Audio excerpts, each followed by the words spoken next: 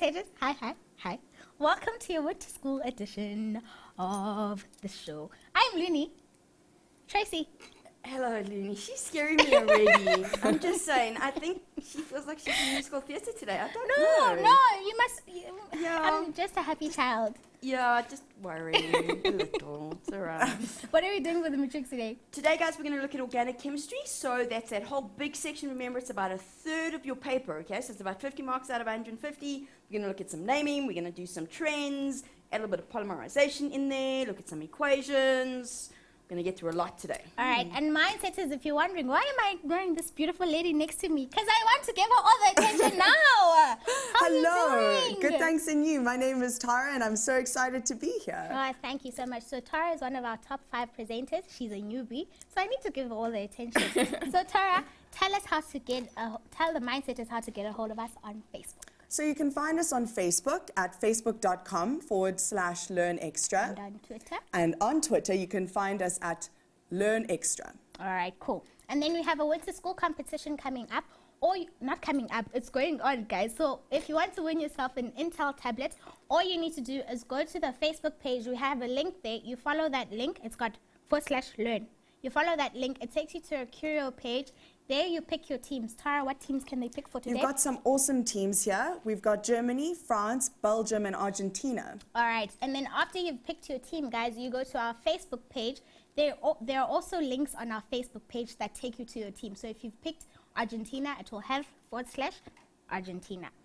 You go there, you follow that link. It will take you to a graphic. You get all your friends who like that picture, like, and then once they've all liked it, and by 3:30 we should be done with the competition, and your team has won. If it has the most likes, then you stand a chance to go through a final lucky draw, and then we pick a winner from there, and then that winner will go to Friday's draw, where you stand a chance to win an Intel tablet. But if you don't win, you stand a chance to win Vodacom airtime. So if you don't win, guys, they're always winners here, you know. Always make some time for you to win something. So if you don't win that Intel tablet, you stand a chance to win Vodacom airtime. But we've been going on forever, and it's time for physical sciences. So thank you. I'm just saying to all of those of you who didn't vote for Belgium on Tuesday, shame on you, because they beat the USA. Which I said they would, and I was USA, remember? I said they would. I'm just saying. So I'm going to can I make a bit of a prediction here? Yeah, okay. Because let's be honest. Just keep it going. Yeah, considering what happened on Tuesday. Right. I reckon today they're going to vote for Argentina and Germany. Yeah. So who are you supporting? It's not on the list anymore. No, but on the list. On this list? Yes. Germany.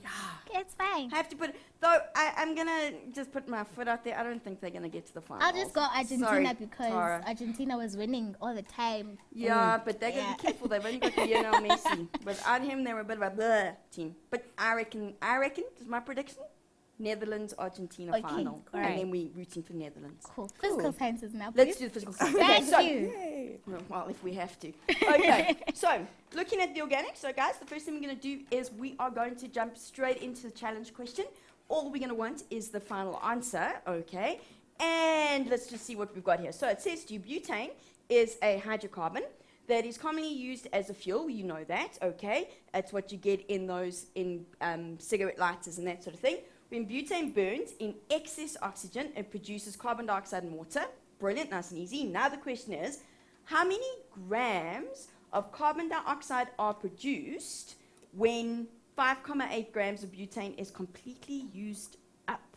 Okay, so I want to know how much carbon dioxide will be produced when we use 5,8 grams of butane. Okay, so there is your challenge question, and I will answer it right before we finish today. So in about an hour or so, we will answer that, so you guys can start working on that. But let's jump straight in, and I love these. And just like on Tuesday, we're using a lot of questions from the exemplar paper from this year, 2014, so it gives us a very good idea of where we're going in terms of what you can expect at the end of the year. And so we're just going to head straight into the first question, which says, the letters A to G below represent 7 organic compounds. Now, what I'm going to do with you now, grade 12s, is it's a little bit of an exam technique, because I find most of the time as you look at this, you go, that's nice, and you go straight to the questions, and then you spend far too long working through the questions because actually you have to go back and rethink things through.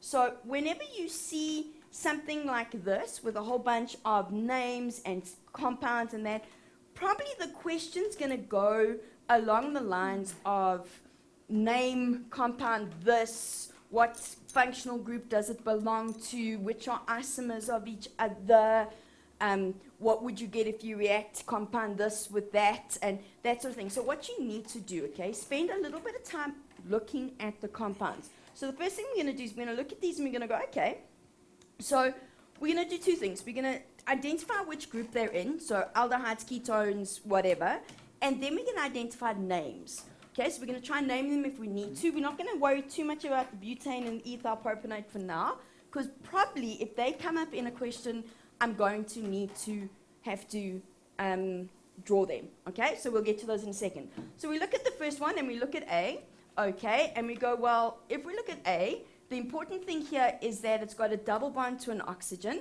okay, in the middle of the group. That makes it a ketone, okay? Remember, aldehydes are ones where your double bond to the oxygen sits at the end of the group, okay? So it's what we call a terminal double bond.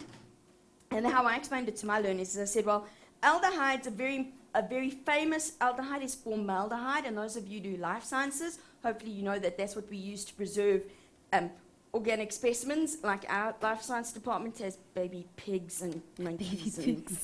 I don't go into those labs because I just can't. Anyway, so we preserve specimens in formaldehyde, and those specimens are usually dead, which means they are now terminal. So when the oxygen is terminal, it's an aldehyde because it makes formaldehyde. Okay, never mind, moving on. So, we know this is a ketone. Okay, that's the first thing.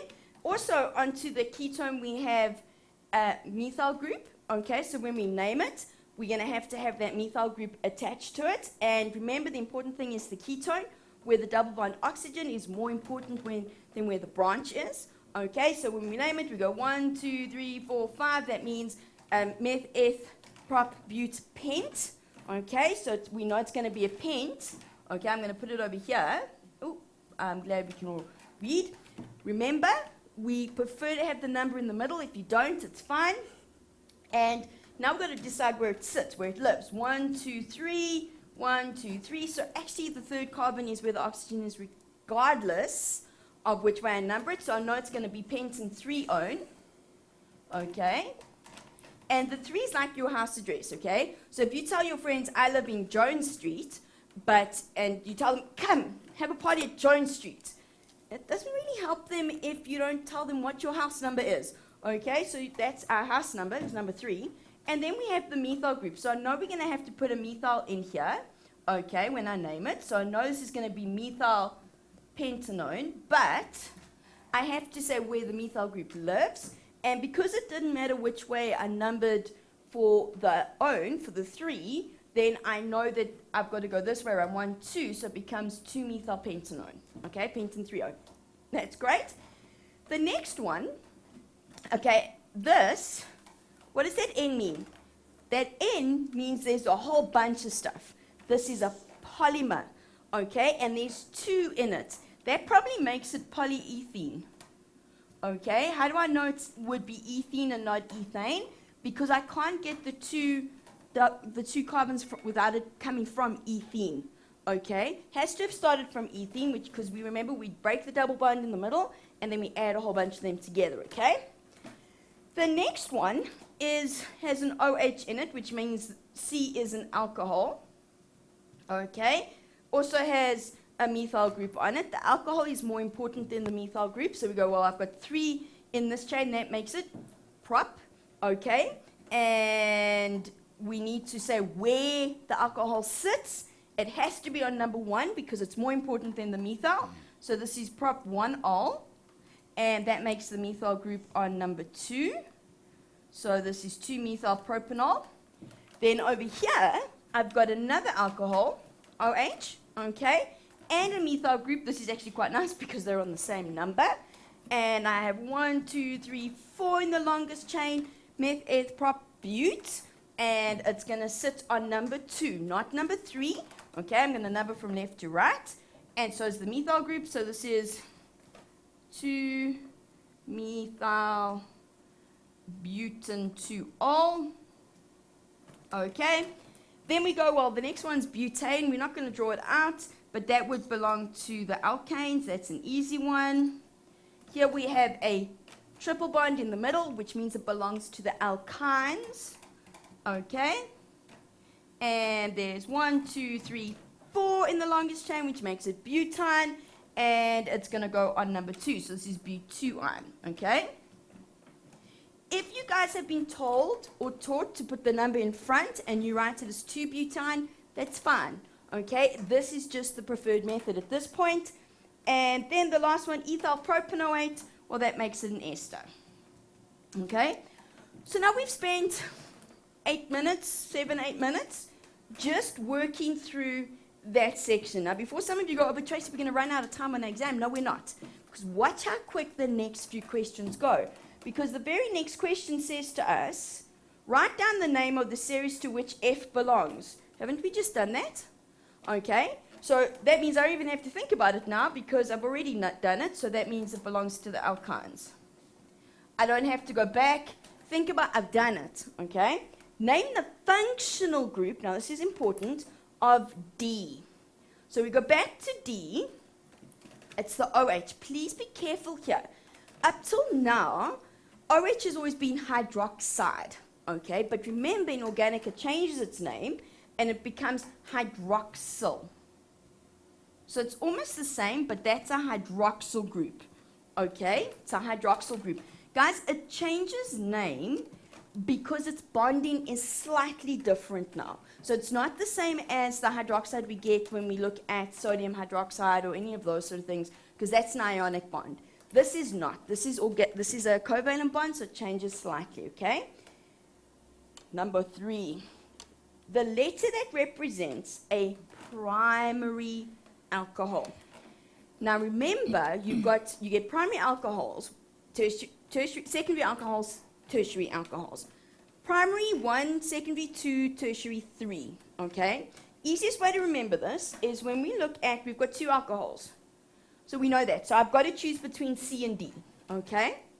Now, A, the alcohol group is only, the carbon that the alcohol is bonded to only has 1 carbon friend, okay?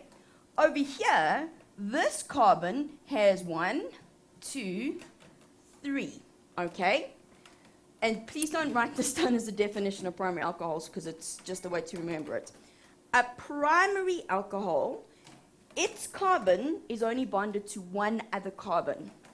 A secondary alcohol, the carbon that the OH is bonded to is bonded to 2 other carbons. A tertiary is bonded to 3. So the tertiary carbon has 3 friends, primary carbon has 1 friend, which makes C my primary alcohol, okay? Just write the letter, answer the question properly. Then, next part, okay? Write down the IUPAC name of compound A. We just did that. Look there, look. 2-methyl pentane 3-one. We don't even have to think about it, okay? Though when we write it down, okay, make sure we write it properly, which means it's 2-methyl, one word, pentane 3-one, okay? Make sure it looks like an O, okay? Can you see I didn't even have to think about it anymore? I didn't have to go back, look at A, try and work it out, because I've already done that, okay? Saves lots and lots and lots of time. Then they say the structural formula of the monomer of compound B. Now, when we looked at compound B, I said to you, I identified that it would be polyethene. Ethene is my monomer. So we go here and we say, fine, they want the structural formula of ethene, so that means it's this. Hopefully somebody right now is screening at the television and going, Tracy, you're wrong. Only because you must put in the hydrogens, Okay, you must. All right, last one before we take a break. Now it says, write the balanced equation using molecular formulae for the combustion of compound E in excess oxygen. Ooh, E is butane. Okay, hopefully somebody's paying attention. Help you with the challenge question. Okay, butane. Butane means C4. It's butane. That means times by 2, add 2. That gives me C4H10. Excess oxygen gives me carbon dioxide and water. This is not the balanced equation, guys. This is just the equation. You cannot do this without writing the balanced equation. So now we look at this and we go, fine. This takes a while to get balanced, so we're not going to spend too much time on it, guys. If you seriously cannot balance this equation, it is worth 1 mark for balancing in the context of this question. If you are really struggling with balancing it and it's going to take you the next 30 minutes to balance this equation, please just don't balance it.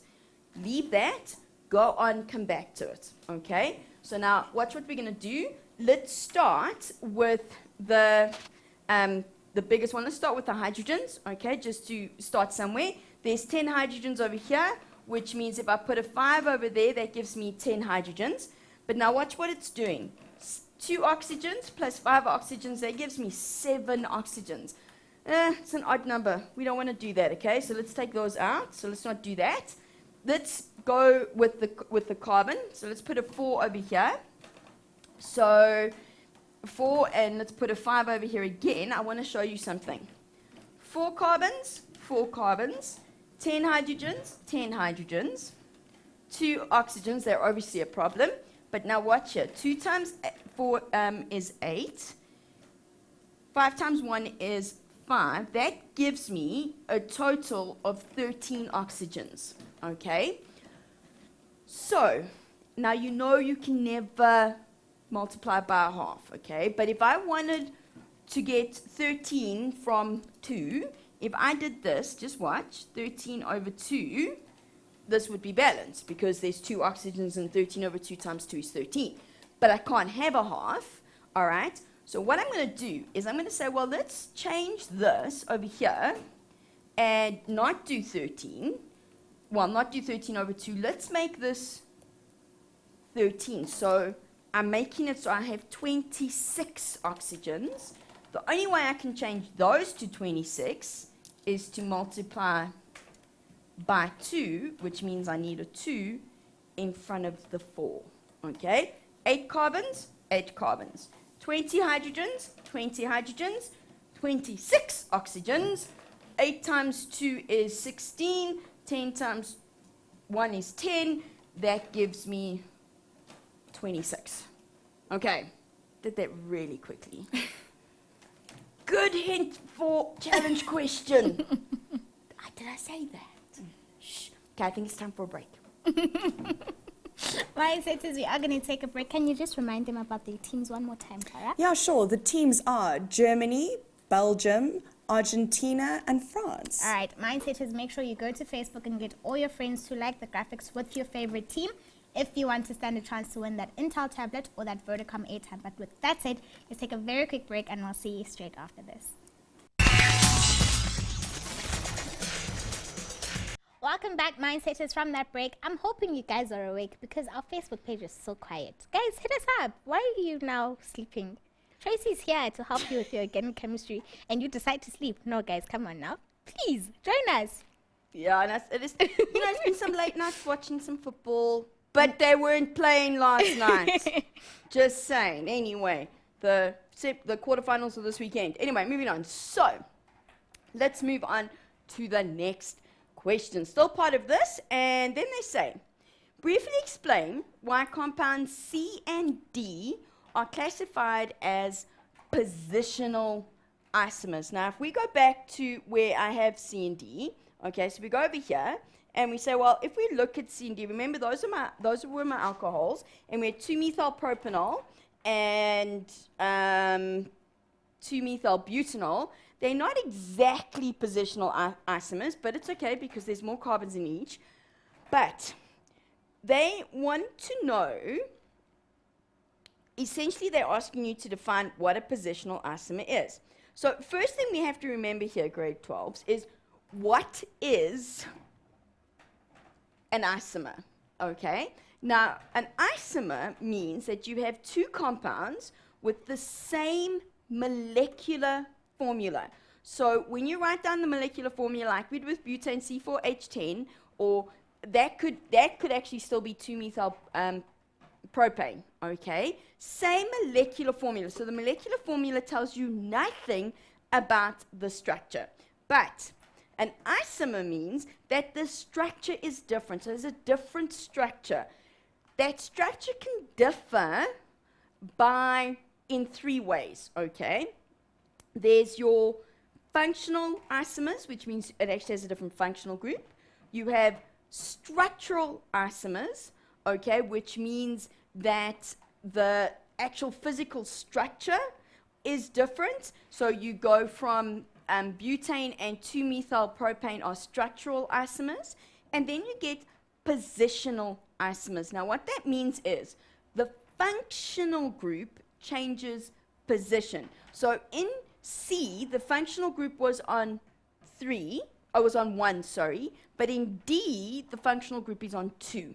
So we're changing the position of the functional group. So when we define or explain why, we say, well, C and D have the same molecular formula, okay, same molecular formula, okay, but, and this is important, different positions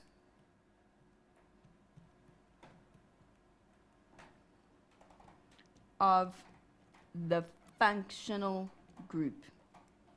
Okay? Now remember, your functional group is the thing that defines what compound it is. Okay? Your functional group defines the compound. So the functional group will tell you, is it an alcohol, a ketone, an aldehyde, whatever the case may be. Okay? So just be careful there. Now, now I get on to the next question. There we go. Compound G, which is our ester, is prepared using an alcohol of one of the reactants. Write down the balanced equation for the reaction using the structural formulae for all the organic reagents. It is worth 7 marks. So important, okay? So we go back to ester, so we're going to spend some time on this, and we go, well, this ester is ethyl propanoate. The ester's name comes from the alcohol and the carboxylic acid that make it, okay? The first part of its name always comes from the alcohol. So the first part of its name is ethyl. That means its first part comes from ethanol. Okay, I'm just helping myself out here by writing it out because it's going to help me just now. So I know I'm using ethanol. The second part of the name, that was not what I wanted to do, sorry. Second part of the name, which is the propanoate, comes from the carboxylic acid that makes it, and it's propano, so that means it comes from propanoic acid, okay? Now, I'm probably going to run out of space because I'm going to do it so that you can actually see what I've written for a change, okay? You need to make sure this is neat, guys. This is very, very important. So we're starting with ethanol. Ethanol means, eth means 2 carbons in the longest chain. Okay, it's ethanol, which means we have to have the alcohol at the end. Don't forget that you show all the organic covalent bonds, okay? So there's my ethanol. Cool. Plus propanoic acid. Prop means 3, eth-meth prop, okay? 3 in the longest chain. Oic acid, remember, that means that I've got an OH and an O, okay? Don't forget that you must put in all your hydrogens. Now, please be careful here, grade 12s, because what happens is you get so excited and you know carbon must have lots of hydrogen friends that you tend to put an extra hydrogen by the carbon on the end. Okay? You can't. Carbon can only make 4 bonds. Okay? So if I put another hydrogen on this last carbon, I'm going to give it 5 bonds. It physically cannot do that, okay? It does not have enough space. It only has 4 valence electrons, okay? So it only has 4 spaces. That's all it can accommodate. But this is only the first part of the question, because they said the formula for all the organic reagents, and it's got to be the full equation. So now I'm just going to go on to the next line, because it's going to make it easier. And this is where most of you will lose 1 mark. We're writing a chemical equation. Yes, we are writing out all the organic formulas, but there's a very, very, very, very, very important condition you have to put in here.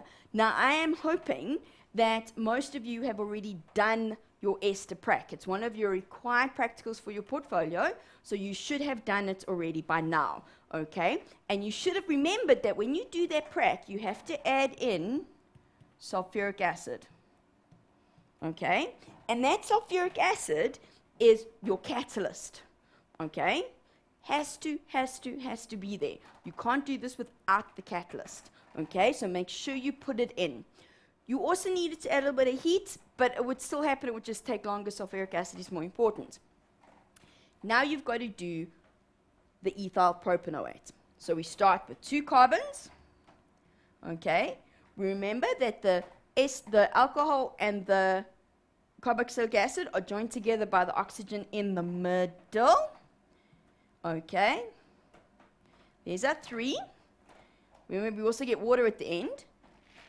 Don't forget the double bond to the carbon over here. Okay, we can't leave that out. Okay. And here we go. Now we put in all our hydrogens. And we put them in over here again. But this isn't the balanced equation because I'm not finished yet. I need you to see something in the question. It says, using structural formulae for the organic molecules, okay, organic reagents. Guys, I am hoping that at this stage, most of you have also remembered that, okay, well, it's an ester reaction. Alcohol plus a carboxylic acid gives me an ester plus water. And for a lot of you, hopefully it's become a little bit of second nature and you go, that means I need to put water because you put it in the structural formula. But it said, write it for the structural formulae of the organic reagents. Water is not an organic reagent. So what they're asking for over here is they're saying they don't want it written like that. They want it written like that. Okay? This is unusual, okay, for them to be this specific, but it's okay. Please make sure you read the question. And guys, just like when I do this, can you see I underline things, I circle things, I write, guys, do that on your papers, because often you make silly mistakes because, not because you don't know the work, okay, you've studied hard, but you don't read the question quite clearly enough because you're in a rush. You have 3 hours. You have more than enough time to get this done, okay? Rather take your time, read through it nicely, write all over your paper, do this on your question paper. The question paper is yours. You're going to take it home with you, okay? It's not going to be collected. Doesn't matter what you do to the question paper, okay? So hopefully that has helped quite a few. Looney, I'm going to put you on the spot just quickly. Have any questions come through on what we're busy with now? No, because everyone's asleep. No, actually, they woke up after I woke them Oh, up. have you woken up now? Good. But now they're asking me about the challenge question. Priorities. But hey, an Intel tablet's quite cool. Anyway, all right, so moving on. We'll move on just quickly. That brings us. And what you're going to notice in your exam, grade 9s, my word. Grade 9s. I'm so sorry, Taking grade them 12s. back a few years. Anyway, grade 12s is the structure of your paper will be your first organic question will be one like this, like we've just done, where it's going to be about naming, drawing structures, isomers, maybe a bit of esterification, and there's a question she's pointing at me. I'll come back to you now. Second question will be one like we're going to do next, okay, after I've answered Looney's question, which will be on your trends, boiling point, vapor pressure, etc. And then the last question will be on the reactions like addition, substitution, polymerization, all of that sort of stuff, okay? So what is the question? I'm so sorry for Miss pointing Looney? at you. It's all right. I got the hint. It was almost like she I was was just putting like, her hand. hey, there's a question. Yeah, I know. It was like putting your hand up, but it's all right. Anyway, yes. Kara was asking, why does carbon only make four bonds? Good question. Okay, let me just quickly show you. And I know you did this in grade 10, you did F-bar diagrams, okay? And when you draw carbon's F-bar diagram, it pretty much looks like this. So we've got 1, 2, 3, 4, 5, 6. Okay, that's what it looks like in its ground state, okay, which is what it normally looks like. In organic chemistry, what happens is this little electron over here gets excited, okay, because now he's going to bond with things, and he moves over here, okay? So when the carbon bonds, it now shares electrons in each of those 4 little orbitals. So it only has space for 4, okay? Because remember, each orbital can only take 2, can't take more than that, all right? It's like 2 seats on a bus. 2 seats can only take 2, okay? And it has a maximum of 8 in that outer shell. So it cannot have any more than that. Can't have any less in organic chemistry, and it cannot have any more. Carbon is carbon's set in its ways, okay? It wants 4, no more, no less, okay? Always, always, always, no exceptions. Okay. And then, can you answer this one as well? Yes. Olisile Shaban is asking, please explain again the different types of isomers. Okay, good question, sweetie. Let's go back to the question. If I can find it, it was this one, I think. Go down. Okay, so positional isomer means that I change the position of the functional group. Okay, that's number 1. The second one is a functional isomer, okay? Now, functional isomers, the only ones you really deal with are your esters and carboxylic acids or functional group isomers, because they have the same number of carbons and oxygens and hydrogens in them, okay? But the position of those functional groups change, and the actual functional group changes, okay? And then you get branched isomers, sorry, not structural, these are all structural. You get branched isomers, okay? Now what that means is that something like, I was saying to you, for example, even let's take something that looks like this, okay? So that's not a good idea. Let's put it over here. Let's put a 5th one. Okay, I don't know what I'm doing there. So here we have 2-methyl pentane, okay? But if I drew this in this way and made, okay, so it's still pentane, but I move the methyl group to number 3, I've made a branched isomer, okay? I've changed the structure and I've changed where it sits. The big thing here, okay, is look at the name that they ask you to look at, okay? And that's a positional isomer as well. I've done the same thing twice. Man, I'm asleep. That's also a positional isomer. Ignore that. But what I'm trying to tell you is by branched, is this is your 3rd one. This is also new, why I'm busy doing the okay, is because we've never had to describe them like this before. It's actually quite annoying because, and yes, she's laughing at me, just in case any of you were No, wondering. because people sometimes think I'm weird. They should meet you. Never. How else do you become a teacher if you're not a little not normal? Just saying. Anyway, so these are structural isomers of each other. Methyl propane, butane. Okay, I've just added extra branches to it. It's not positional. All we're saying is that the thing with isomers is that you have the same molecular formula, different structure. And that structure can change because you add more branches, you change the position of the functional group, or you change the functional group. That's what your isomers are. Okay, and I think we now need to take a little break So that you can... so I can have something to drink and maybe talk sense in the next Oh segment. my Just- word, just a Tracy. thought. Okay. No, it's fine. Special people. Yeah. Must hang out together more often. Uh-huh.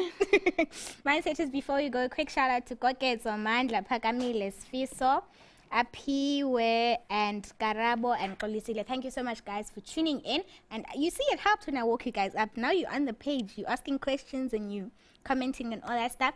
Let's take a very quick break and I'll see you straight after this. Hello, Mindsetters. We are back from our wonderful little break. Looney has disappeared after calling Tracy strange, so we might have to go look for her. But for the meantime, I think Tracy will take us back to the organic chemistry. I might have waved some of my magic. Oh, with dear. that. No, just saying, just be careful. Okay, I'll watch my words. Good, good. Anyway, moving on. No, Nini will be back, I think. I don't know. Anyway, so, or of course we can just say she went mad and we shot her. That could work. That could work. What? Yeah, no, we might do. Let's not. No violence. Okay, so let's go to the next question, shall we? So now we're going to look at questions to do with trends: boiling point, melting point, vapor pressure, viscosity, all of those wonderful things. Okay, and they say to you that the table below shows the results obtained from experiments to determine the boiling point of some alkanes and alcohols. Okay, so we're using alkanes and alcohols of comparable molecular mass. Now remember, whenever we're doing trends, this is an experimental type thing, which means we have to have your control. Guys, you can't just put a whole bunch of stuff together and try and get some sort of graph from it or some sort of trend. And what they're doing is the control is the molecular mass, or thereabouts, okay? So look what they did, okay? This is your alkene and your alcohol, comparable mass, okay? 2 grams, not a big train smash. The next one, comparable mass. Next one, comparable mass. Next one, comparable mass, okay? So in each of these, what they've done is they've gone from 2 carbons to 3 carbons to 4 carbons to 5 carbons, okay? The alcohol doesn't have 2 carbons in it because it would make it too heavy. Okay, so we're not looking at chain length, we're looking at mass, okay, so be careful here. And then you can now compare, and if you look at each of these, and you look at it and see what I'm doing? Same thing as I did with the last question. I'm not even looking at the questions. I want to understand what the question is telling me, what information I'm given, okay? And what you could also do, and I'm just not sure you're going to see it properly, is I would take a highlighter, okay, and go, there's my, and hopefully they'll just come out yellow a little bit. There are all my alkanes, okay? So I'm seeing, because the table's not nice in some ways because of the way it's been done, but all my alkanes I've now highlighted so that I can see which information goes with them quite quickly, okay? I'm also seeing that I'm adding extra hydrogens. I'm also seeing, if I look carefully, that my alkanes boil at a much lower temperature than the alcohol of a comparable mass. Not length of carbons, okay? This is not chain length, so it's not surface area or anything like this. This is mass, okay? Now, the first thing they ask us to do is to define the term boiling point. Guys, please be careful with this. Most of you will go, oh, that's easy. It's the temperature at which it boils. No. I know in grade 8, 9, and 10, well, not even 10 anymore, but in grade 8 and 9, we would have accepted that. Absolutely, it's the temperature at which it boils. But what is boiling, okay? In most of our heads, we go, boiling is like when water boils. It's when it gets really hot, okay? And it means, for most of us, we realize in our head, we're going, that's when it turns from a liquid to a gas. But don't confuse boiling with temperature, okay? It's not a heat thing. Water can boil on Mount Everest at 3 degrees. It turns into a gas at 3 degrees. You cannot cook food in water of 3 degrees, Okay? And now some of you are going, but that's ridiculous, Tracy. Well, think about even just in our own country. In Durban, water boils at 100 degrees Celsius. In Joburg, it boils at 98. 2 degrees different. It's why when you're boiling eggs, it takes longer in Joburg. Okay, so just so you know, in case any of you wanted to go boil an egg today. But boiling point happens when the vapor pressure of the liquid is equal to the atmospheric pressure. That is boiling point, okay? So if we're going to write it down, first of all, you have to tell me that it is a temperature. It's a very specific temperature. So it's the temperature, okay, at which vapor pressure, okay, vapor pressure equals atmospheric pressure. Now, vapor pressure is the fact that every liquid evaporates at every single temperature, okay? Regardless of whether it's really hot or really cold, the temperature just determines the rate at which it evaporates, okay? So when it evaporates, vapor comes off. That vapor creates vapor pressure, okay? When that vapor pressure equals atmospheric pressure, the liquid is boiling, okay? And that's when you start seeing the big bubbles and all the rest of it. That's why some things boil at a low temperature, some things boil at a high temperature. Okay, now, consider the boiling points of the 4 alkanes in the above table. Can you see why I went and highlighted them? So the 4 alkanes were ethane, propane, butane, and pentane, okay? And then they say to you, describe the trend in their boiling points. So, let's see what's happening. Goes from minus 89 to minus 42 to 0 to 36. As their mass, which is 30, 44, 58, 72, gets bigger, their boiling point gets higher. Why am I not describing it in terms of chain length? Because the question spoke about molecular mass, okay? So I want to keep it in line with the question. Yes, as the chain length is getting longer, the molecular mass, the boiling point is getting higher, but the table gives me molecular mass. So my description here is as the molecular mass increases,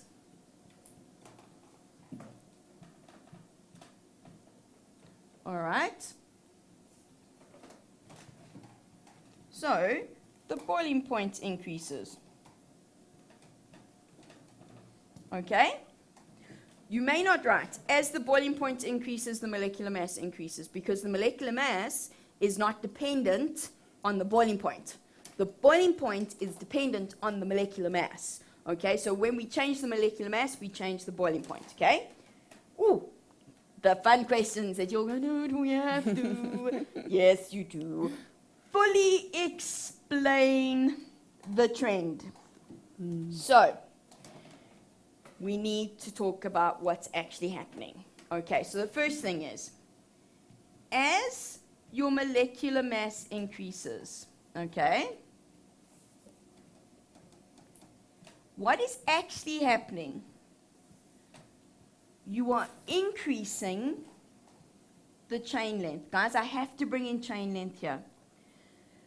Before, we used to be able to describe this and go, well, you know, this is almost like a Newton's law of universal gravitation question. Well, if I increase the mass of the object, then the force of attraction is going to get bigger because there's a greater, the bigger masses have a greater force of attraction. Absolutely. But what is probably more important is that as I'm increasing the molecular mass, I'm increasing the chain length. Now, what that does is this leads us to an increase in surface area. Okay?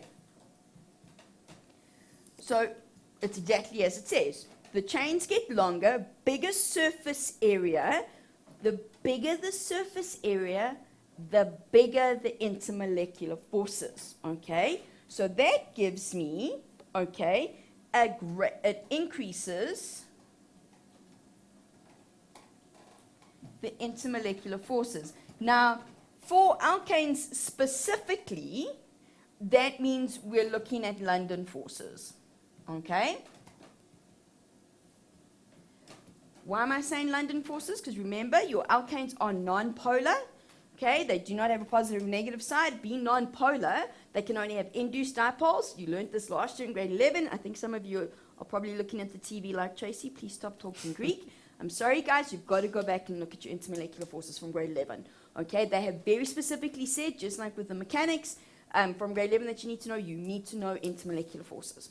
Okay, so go back and relearn this. This is very, very important. So we have an increase in intermolecular forces, which then means that more energy is needed to break the bonds. And they need you to write these things down. So more energy is needed to break the bonds. And that means, okay, thus the boiling point increases. Okay? Now, can you see that I've written this in point form?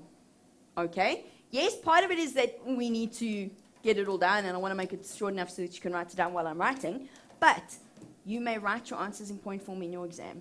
Okay? And in fact, it's probably better to write it down in point form because then you don't waffle. Okay? You don't just write and write and write and write and write. Please remember, grade 12, that when your marker gets your script, okay, it's not the marker's job to try and interpret what you've written. If it doesn't make sense, you're not going to get the marks. And just by writing down everything you know doesn't mean you're going to get the marks. And in fact, I've been very blessed to teach some really, really bright learners over the years. And often, when they first come into my class, they don't do so well. Not because I'm useless, but because they just write everything, because they want to write down what they know, because they've learned so much. But that doesn't help. You must get to the point. So, like I've said before, if you need to think through it, okay, and often a lot of you will probably, if you're doing this at home, will actually talk it out, okay? You'll talk to your teddy bears or your mom. As one of my learners does, he still actually describes it all to his mom, and then who I'm friends with, and then I get these really strange SMSs about what she's learning, and I think it's hysterical. But you can't do that in an exam, okay? You can't talk through it like that. So write it onto your question paper. Write out what you're thinking. And then, once you've got your thoughts all in order, write it in the correct order in the question, okay? I know it sounds like a lot of work, but remember, you have plenty of time. Your 3 hours is more than enough time to get it done. Okay, so that was the first one. So we've now fully explained the trend. Okay, and remember, it's 4 marks. That means I've got to have at least 4 important facts. Okay, that there's no 2 marks per fact. You've got to have at least 4. It's very, very important. Okay, now, the next part of this says, the boiling point of each alcohol is much higher than the alkane of comparable molecular mass. Explain this observation referring to, now watch what they've done, the type and strength of the intermolecular forces. So you cannot simply answer this question by saying, well, the alcohol must have stronger intermolecular forces. Obviously it does. That will come into the question, but they want specifically what is the intermolecular force. Now, we've already said that the alkane had London forces, those weak intermolecular forces. Alcohols, because of that OH, have hydrogen bonds, okay? Because the H is bonded to the oxygen. So, when I explain this, so first of all, you're going to say that alkanes have weak, very important word, London forces. Guys, you have to be able to identify. It's like I said, go back to your grade 11 work. Weak London forces, okay? Your alcohols have strong hydrogen bonds. Okay? Strong hydrogen bonds, therefore more energy needed. Higher boiling point. I'm looking for the weak London forces, strong hydrogen bonds. I'm referring to the type of bond, London, hydrogen, and I'm referring to the strength, weak and strong. Okay, really, really important that you answer the question with what they asked you. And that you don't just say, well, one is weak London forces, the other is strong hydrogen bonds. You must be able to tell me which one's which. Okay, so, Tara, I think it's time for a break. Okay. Let's do it. Thank you very much, guys. The Facebook page is looking awesome. We've got some great support and love. We're so glad that we can help you. Stay tuned because we've still got a lot more to cover. There is one question I would just like to address. Yeah. Sure. Quickly. Are ketones and aldehydes also structural isomers? Yes, well done. They are structural isomers. They're actually functional isomers because it's a combination of positional and functional because you've got the double bond oxygen that are bonded, but yeah, they are isomers of each other. Perfect. Thank you so much for that awesome question, Fortunate. That's it for now. We will see you after the break. Guess who's back? Guess who's back? Guess who's back? She couldn't get rid of me that easily. Come on. Special people stick together. Mm-hmm. The oldies are back. You can carry on now. Thanks, Lucy. Yeah, Tara had enough of me, so she left too. I'm doing well. Can you see how good I'm doing with my social media presenters today? Hey? You are just. I'm just too much for them. Mingling. They have to swap all the time. I'm just saying, Anyway. Too great for one person. Wow. Anyway, you know what? I need a holiday. In fact, the kids are going, yeah, Tracy, you needed a holiday a while ago. Moving on. So, guys, let's get to question 2. Okay, and this actually, we've adapted it, but now we've got a little bit of an extra question, which is actually really, really nice. And the question says, pentane has a boiling point of 36 degrees. So we're looking at the last 2 over here, okay? 2-methylbutane and 2,2-dimethylpropane are structural isomers of pentane. Samples of these 3 isomers are placed in containers at a temperature where they are all liquids, okay?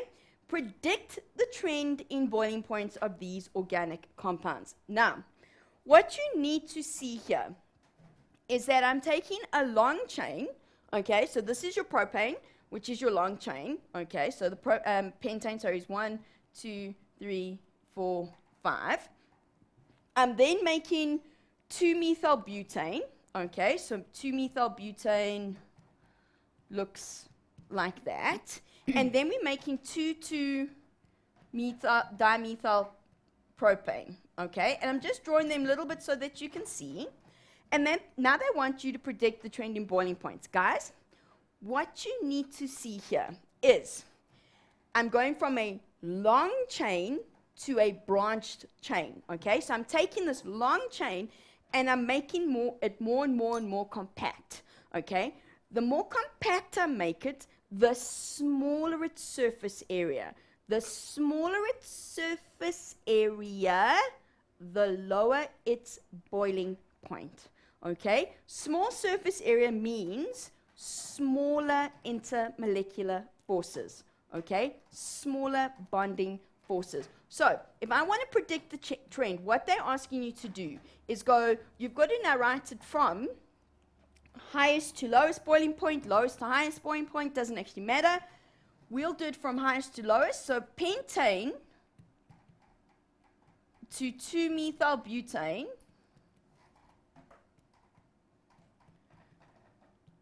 to 2, let's put arrows so you don't get confused, it's an dimethyl. It's amazing how you can fit something in when you need to. Propane, highest boiling point, lowest boiling point. Now, guys, don't just write a list, okay? Don't just write pentane to 2,2-dimethylpropane, whichever way you write it. Don't just write that down. Because remember, I didn't say to you which way to write this. The predict the trend tells me, predict the trend, tell me, and she's laughing at me again, but I'll get over it. Tell me, what trend are you telling me? You could have written it the other way around. I can't interpret what was going on in your head, Okay, now it says, which of these organic compounds are you most likely to smell first if the lids of the container were opened at the same time? Be careful with these questions. Now we're getting into the whole thing of vapor pressure. Now, vapor pressure and boiling point are the inverses of each other.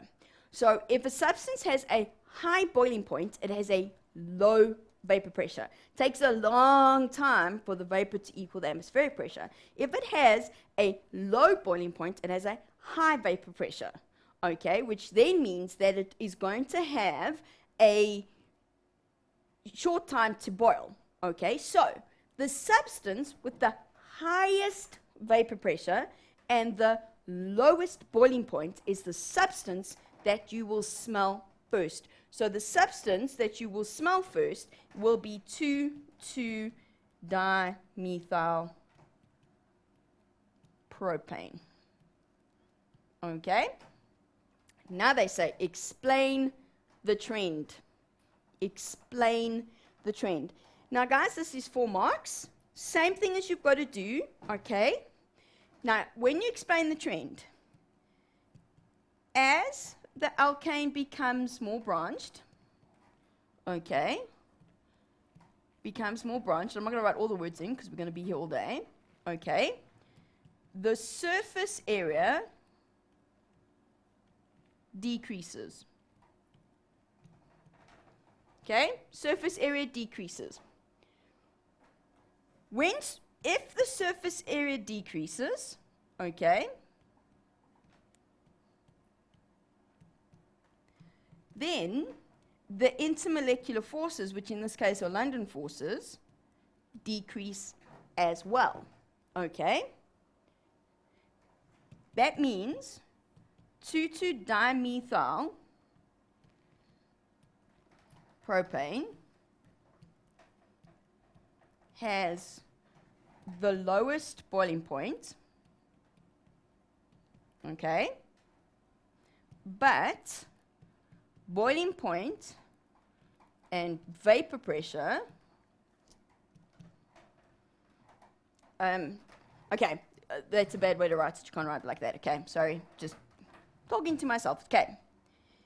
If the boiling point is low, okay, then the vapor pressure is high, okay? So if the boiling point is low, then the vapor pressure is high. Thus, it will be smelt first. Okay, guys, when I said write in point form, this is too much of a point form. Okay, just be careful, please. Don't write all the like little arrows and stuff. That was just so we can get through it. But what they're looking for in this trend is for you to recognize what we said, that as it goes from a long branch and we make from a long chain and we make it more branched, so we make it more compact, make it more spherical, we decrease in the surface area. By decreasing the surface area, there's less contact with each other, thus the intermolecular forces decrease. If the intermolecular forces get smaller, the boiling point gets lower. If the boiling point gets lower, then the vapor pressure gets higher and you will smell it quickly. Okay. Also, something that is said to have a high vapor pressure is often said to be volatile. So something like petrol. We will call petrol, which is a great fuel. We all say petrol is volatile. But we're not saying it's volatile because it explodes. That's just a function of what it does from time to time. It's volatile because it evaporates quickly.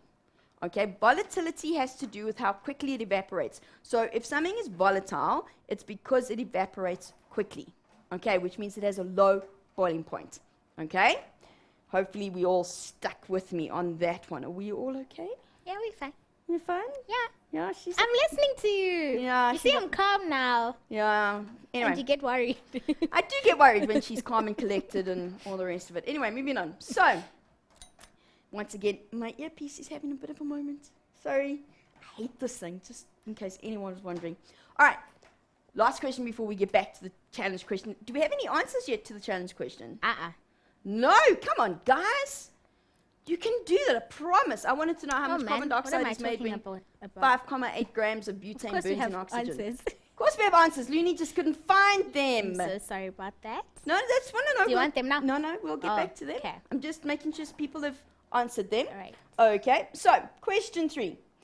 I know, I'm sorry, these questions. This is when my learners start to cringe when I start to like questions. So, guys, the trend with organic chemistry in terms of asking your types of reactions is flow diagrams. This, where I can ask you a whole bunch of stuff in a trend like this. It's great. I love it. Such a nice way to ask things. Now, it says to you, the flow diagram below shows the preparation of CH3CH2 as starting material, a preparation of a whole bunch of different things. X, Y, Z, and P represent different organic compounds. All right, so we're starting with CH3CH2, which means we're starting with propene. Okay, so this is propene. We've got an alkene. Okay, once again, propene.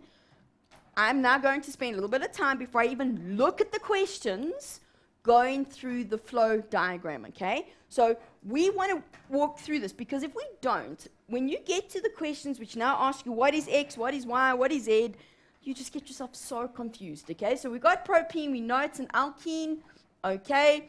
Then we've got to say to ourselves, well, alkenes can undergo addition reactions, okay? They can't do substitution. It's already an alkene, so we can't really have any elimination, though we could maybe make it into an alkyne. It's a little different, but let's see how it goes. Then it goes from propene, okay? Now the double bond has disappeared, and now we have a chlorine here, which means this is an addition reaction, okay? We've now made this is 2-chloropropane. And I know someone right now is going, Tracy, how do you know that it's 2-chloropropane? Draw it out. Okay, so I'm going to draw it over here. So we've got CH3, and I'm doing it just quickly. CH. Okay, just one CH. I'm trying to rub this off with my finger, and it's a smart board. Okay, CH. Then we have the CH3, which means it goes over there. Cl, sorry, and then CH3. So I know it's 2-chloropropane, which means this is a haloalkane. Okay, and this is an addition reaction, but specifically, it's a halogenation reaction. No, it's a hydrohalogenation. And now I know some of you are going, Tracy, how do you know that it's a hydrohalogenation? Because the propene has 1, 2, 4 hydrogens in it. Methylpropane, chloropropane is 1, 2, 3, 4, 5, 6, 7. Okay, so I've gone from 6 hydrogens, I apologize, to 7, which means I added in the hydrogen, and I added. Boy, it's been a long day. Chlorine, which means this is hydrohalogenation, if we really want to be too specific. Okay. Then we are going from a haloalkane to an alcohol. The only way I can go to the alcohol is to take the chlorine away. By taking the chlorine away, that means it's a substitution reaction. Okay? And what that means is this now changes to this reaction. So I'm going to draw it over here. So instead of the chlorine, I now have propan 2-ol, okay, which I'm going to write over here. So now I have propan 2-ol, and in fact, I've now made a secondary alcohol. Okay, how do I know it's a secondary alcohol? Because this carbon has 2 carbon friends on either side of it, so that's fine. It's a substitution reaction. I've taken out the halogen. It's probably dehalogenation. Let's not go worry about that for now. But I could also go from this reaction with the chlorine to make it back into an alkene. Well, the only alkene I'm going to make is going to be propene. Okay, there's no other way it's going to be anything but the original propene. But I'm now taking the chlorine out. That means this is an elimination. That is not how you spell elimination. Okay. elimination. Not even really sure you can read it, but just pretend, okay? So this is an elimination reaction because I'm going back to the alkene. And in fact, from the alcohol to the propene, I'm creating double bonds again. This is also an elimination reaction. Okay, it's also an elimination reaction. Now, somewhere in here, we're going to have to talk about why this one from the chloroalkane to alcohol becomes substitution, but to make the propene, it's elimination. Now remember, that means we need to talk, then we're going to have to consider things like, and I'm not going to put them in here, but I can now ask you things like, what are the conditions for a substitution reaction to take place instead of the elimination? So how did I know that this would become an alcohol and that would become a propene when some of the stuff we use is actually the same? Okay, very, very, very, very, very, very, very, very important, okay? The thing with the elimination is that I need to use a concentrated strong base, so something like NaOH, whereas with the substitution, I use a dilute base, like NaOH, which has the OH that I need. Here, I would use a strong heat. Doesn't have to be so hot with elimination, with substitution, okay? So we've now done a whole bunch of stuff with this, and I think what we're going to do is, before we get on to, because the rest of this will actually be, no, we are going to start it, let's start it. Now, first thing they say is, to which series does CH3CH2, the CH3CH2 belong? It's a propene, it belongs to the alkenes, okay? All right, now, write down the type of reaction of which X is an example. Oh, look, do I even have to think about it? No, I've written it in there. It's addition. Guys, my common question that I get in my own class is, how do I know whether I have to write addition, hydrohalogenation, or it's sometimes called hydrochlorination. Hopefully none of you have learned that.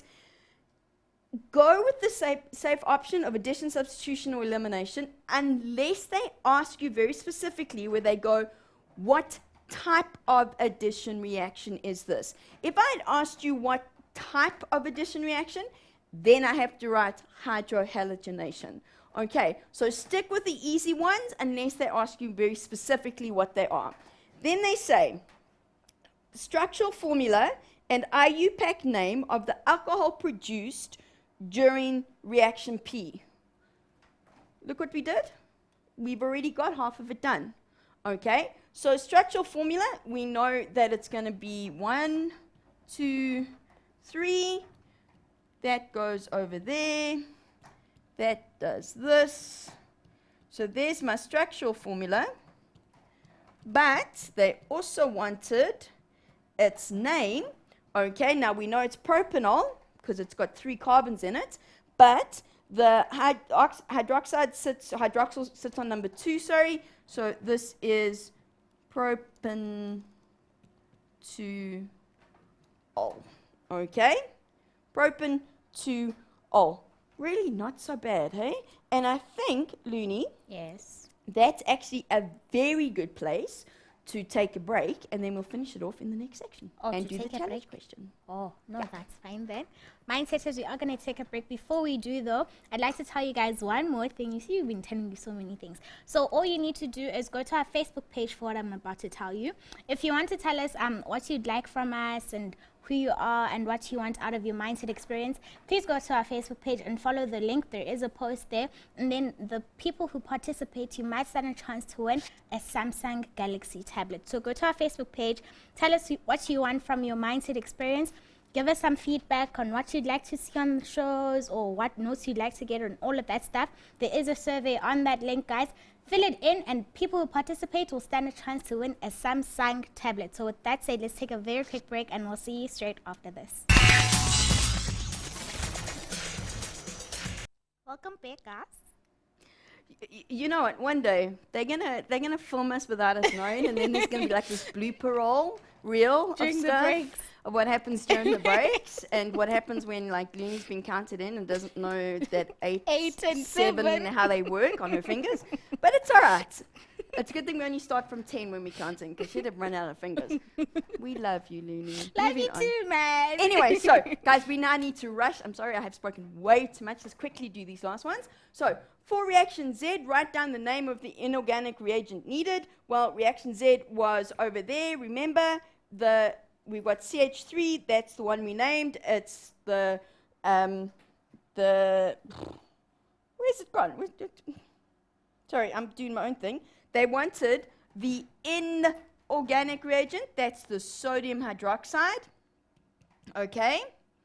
Or potassium hydroxide. That's fine. Either of those would be fine. You cannot write the formula because they said name. They then asked for the two reaction conditions, which is what I actually told you straight away. First of all, we have to have a concentrated strong base. Okay, so concentrated, forgetting. Okay, so we have to have a strong base. Okay. It really should also be dissolved in ethanol. These often go together.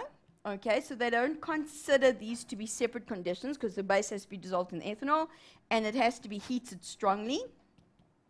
High heat. Okay. And then they now ask you to have a balanced equation for the production of the alkene using structural formulae.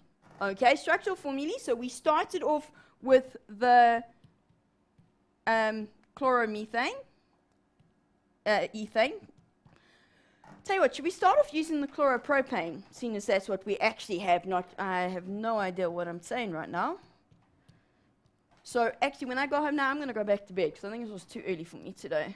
You guys are going to stay and watch the rest of the pre-records because it's good for you. Okay? Guys, structural formulae, you never write ionic or your bases as structural formulae. Okay? Leave it as sodium hydroxide. Now, what that means is we know that we're going to end up with the propene again. So over here, we get the double bond to the carbon. That carbon only gets one hydrogen. Okay.